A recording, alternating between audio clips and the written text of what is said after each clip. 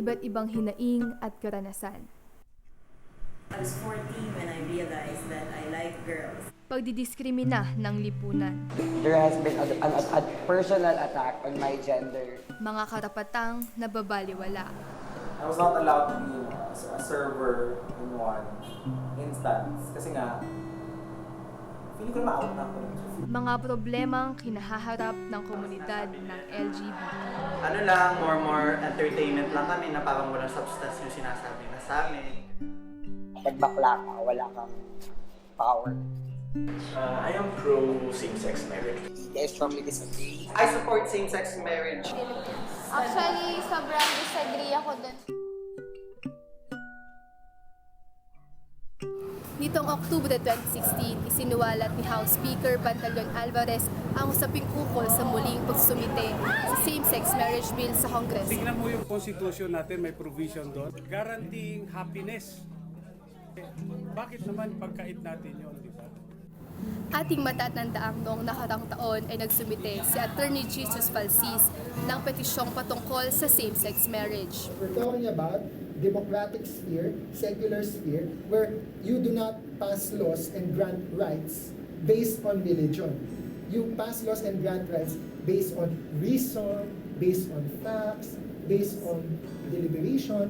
So we see that it is good to give LGBTs marriage. We will use the term marriage. Ang MCC o Metropolitan Community Church dito sa Quezon City ay isa lamang sa mga organisasyong bukas palad na tumatanggap sa mga LGBT. Ito yung lugar, ito yung komunidad na kung saan tanggap sila. Hindi sila makakaranas ng diskriminasyon base sa kanilang sexualidad, sa kanilang gender identity, kung sino ang kanilang minamahal. So, it is a safe space for them as they are. Sina Raish at Janine ay ang magkasintahan na aming nakapanayam tungkol sa kanilang karanasan at saloobin sa same-sex marriage. Let's just stick together and we'll just travel the world together. Kagaya ng mga normal na magkasintahan, humaharap din sila sa mga problema. Ngunit ang pinakahinaharap nilang problema ay ang pagdiskrimina sa kanila ng lipunan. So guys, we do not get the same treatment at all times, you know. So sometimes we go to a specific place who would accept us the way we are or the way normal couples are.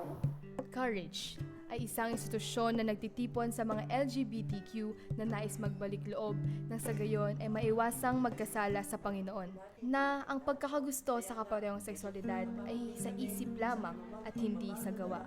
Sa saligang batas, nawa itong Artikulo 15 ay hindi gagalawin ng kung sino man kasi ito ay mahalagang pundasyon ng ating bansa. Kung gusto nilang i-institute ang same-sex marriage sa Pilipinas, they have to destroy and repeal the Family Code of the Philippines. No? The Family Code of the Philippines, RA 8533, states that marriage is a special contract of permanent union. So, kaya po bawal ang divorce. Permanent union between one man and one woman. And a very specific prerequisite of marriage is a male and a female. Naging mas mainit ang usaping same-sex marriage.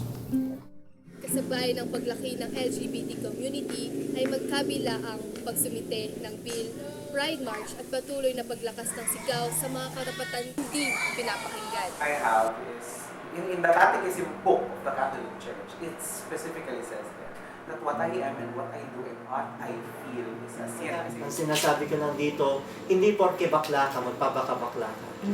So, kumbaga, your identity is not based on your same-sex attraction. Unti-unti nating tinatanggap ang mga pagbabago sa ating paligid, kagaya na lamang ng social media app na Snapchat. Nakasanayan na nating maging parte ito sa ating pang-araw-araw na buhay. Kung paano natin tinanggap ang gay linggo at marami pang iba. Kung tutuusin nga'y nasanay na tayo sa iba't ibang desisyon sa pagpili ng sexualidad. I think at this point, they are slowly accepting us for this. They are, and that's a it's a good thing for us, for the LGBT community. It's a miracle they took me in. That I am out. I'm a lesbian. And I am a pastor at church that is that has very specific ministries to the LGBT. Being LGBT is not being any different from other Filipinos or other human beings. So if they have the right to marry, then, and a right is something that people can exercise or not. Ang Gabriela ay organisasyon na nagpo-focus sa pakikipaglaban sa gender equality at para rin sa mga bata. Tumutulong sila sa mga babaeng minamaliit sa ating lipunan. Kung talaga namang intent ang state, ang ating estado, ang ating gobyerno to have a same-sex marriage na patas, ipapasa talaga niya yan. But at the moment, mainit na issue na nga sa atin yung anti-discrimination. Yung anti-discrimination law hindi makapasa-pasa. Ang LGBTQ ay nagiging katanggap-tanggap na sa ating lipunan. At mismo ang mga LGBTQ ay hindi sumasang-ayon sa same-sex marriage. Ang pinaglalaban lang nila ay ang kanilang legal na karapatan bilang magkarelasyon. I have reached a point wherein I have accepted that. Yun nga, hindi namin gusto yung same-sex marriage kasi sobrang nire-respect namin sila. Yung sabi nila sa Bible na bawal, respect namin yun. Ang ano lang namin, ang gusto namin is yung benefit niya, same-sex union, hindi same-sex marriage. Kasi Isa pa ring malaking debate ang pagsabatas ng same-sex marriage. Sa kabila nito, mas marami pang issue ang dapat pagtuunang pansin ng ating pamahalaan. Hindi man tayo sigurado kung kailan matatapos ang argumento, patuloy pa rin ipinaglalaban ng mga LGBT ang kanilang karapatan, kabilang na ang Union. Ako po si Laila Sharina Burgos at ito po ang Union XXXY.